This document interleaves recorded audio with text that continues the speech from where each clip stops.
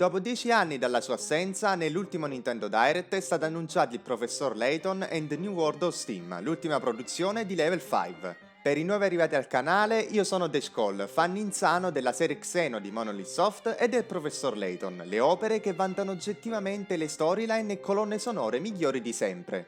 Per l'occasione dell'annuncio del nuovo capitolo, in questo video vi andrò a mostrare l'ordine corretto in cui giocare i vari titoli del Professor Layton. Essendo pensato per chi si approccia per la prima volta alla serie, il video sarà assolutamente privo di spoiler, quindi se è vostra intenzione recuperarla potete procedere tranquillamente. Allo stesso tempo, il video sarà anche interessante per chi ha già completato la saga, in quanto andrò a mostrare titoli inediti che non sono mai giunti qui da noi in Europa. Prima di iniziare, vi invito come sempre, se gradite questo tipo di contenuti, a lasciare un bel mi piace, iscrivervi al canale ed attivare la campanella delle notifiche per non perdervi i prossimi video.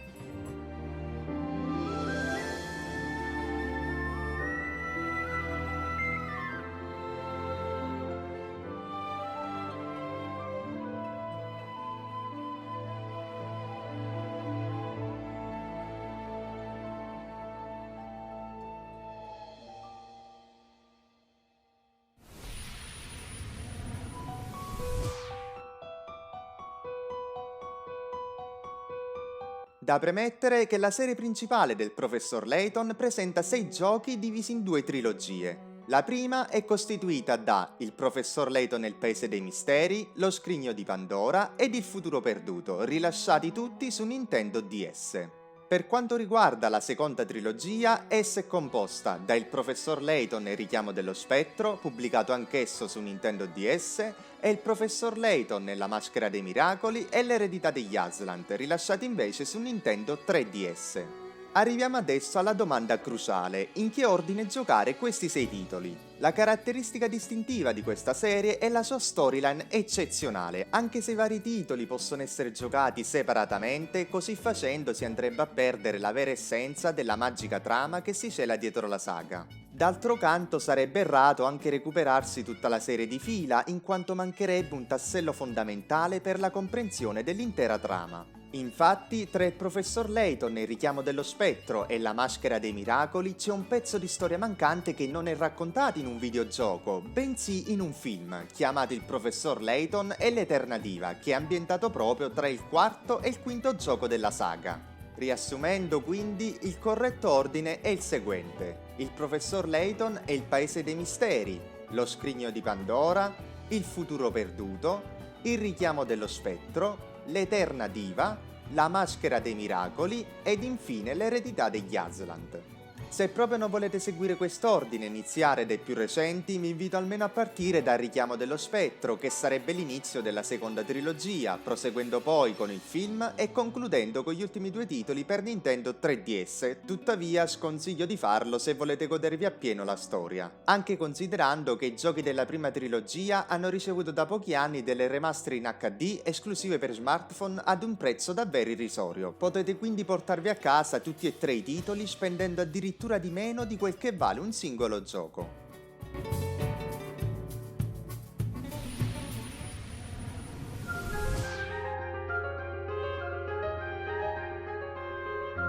Da segnalare che nel 2017 poi è arrivato un altro gioco della serie, Layton's Mystery Journey, Catriel Layton e il complotto dei milionari, che si distacca molto dalla saga principale non tanto in termini di gameplay, quanto sul lato della trama, che è molto più leggera rispetto ai temi trattati in precedenza. Il titolo è stato rilasciato originariamente su smartphone, ma è poi approdato anche su 3DS e Nintendo Switch.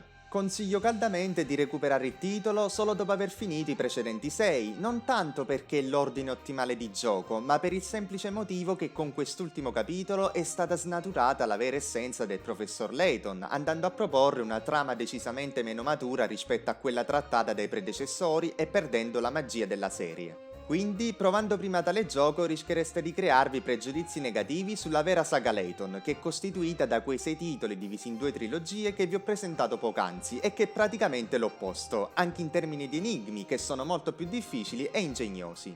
Devo aggiungere che Catriel Layton ha ricevuto in Giappone anche un anime chiamato Layton Mystery Detective Agency Cat Mystery Solving Files, che purtroppo non è mai giunto in Italia ed è un sequel del gioco che conta 50 episodi.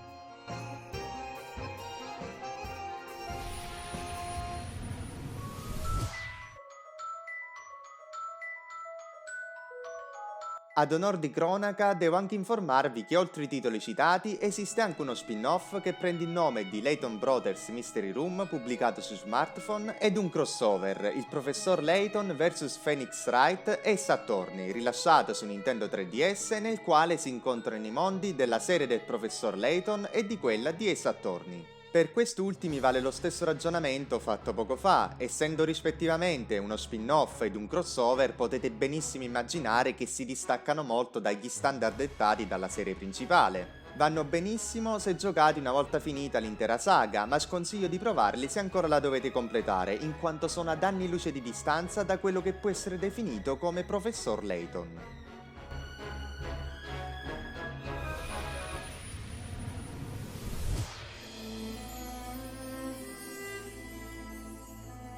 Prima di chiudere vorrei citare i giochi della serie Layton rilasciati esclusivamente su smartphone ma limitati al territorio nipponico e che non sono mai giunti in Italia. Iniziamo con il Professor Layton e il Palazzo dello Specchio Mortale, ambientato durante la prima trilogia, per essere più precisi tra lo Scrigno di Pandora ed il Futuro Perduto.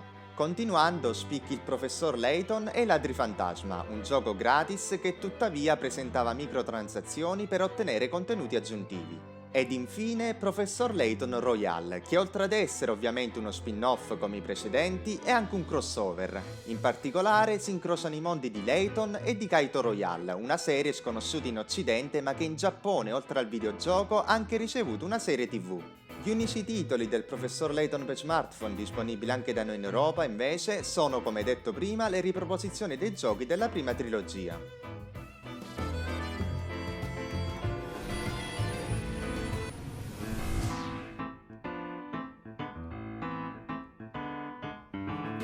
So che in questo video avevo promesso di trattare solo i videogiochi della serie, ma giusto per completezza vorrei menzionare brevemente la sezione manga. Infatti esistono 4 libri del Professor Layton e indovinate un po', come al solito limitati al suolo giapponese. Essi sono rispettivamente Cheerful Mystery, The Wandering Castle, Phantom Deity e Forest of Illusion.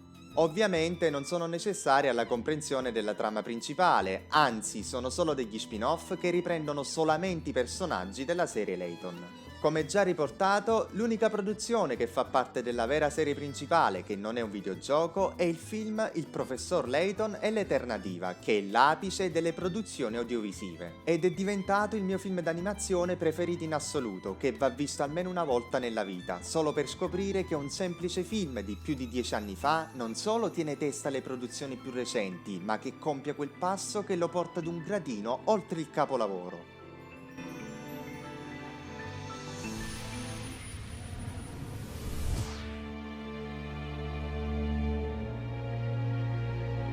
Bene, questo era tutto sulla timeline del Professor Layton. Vi ricordo che per non perdervi le ultime novità su Layton e il mondo Nintendo in generale, potete seguirmi su tutti i miei social di cui trovate i link in descrizione. Quello che è stato mostrato su The New World of Steam era solamente un teaser e non vedo l'ora di realizzare un'analisi approfondita sul prossimo trailer del gioco che aspettavo da anni. Io penso vedremo un vero e proprio trailer del gioco al Nintendo Direct di giugno, con un'uscita programmata non prima dell'ultimo quadrimestre di quest'anno. Non è ancora stato mostrato nulla del gioco, ma sono sicuro che la produzione potrà essere compresa anche dai neofiti e che in linea con le precedenti opere presenterà una trama a sé stante, che tuttavia per essere goduta appieno necessiterà di una conoscenza approfondita della storia che sta alle spalle tanto di Layton quanto del suo apprendista Luke. Rinnovo l'invito almeno a recuperarvi le remaster in HD della prima trilogia per smartphone a partire dal Paese dei Misteri prima dell'arrivo del nuovo capitolo, non ve ne pentirete. In attesa del mio prossimo video, ciao e buon gaming a tutti!